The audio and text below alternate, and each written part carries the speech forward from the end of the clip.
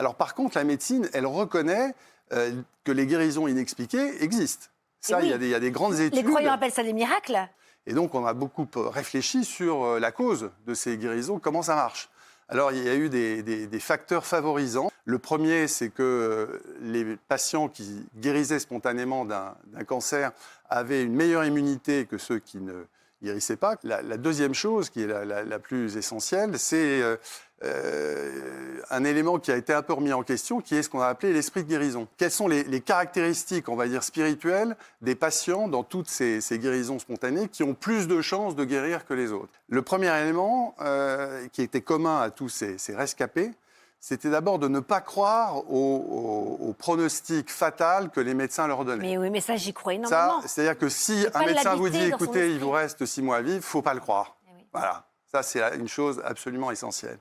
Le deuxième élément, c'est le fait d'accepter l'aide des autres. Et le troisième élément, qui est plus subtil, c'est le fait de changer quelque chose dans la vie, de changer, de lever un blocage dans sa vie, un blocage qui, pendant des années, en fait, a nourri un état de stress, de dépression qui ouvre les portes de la maladie.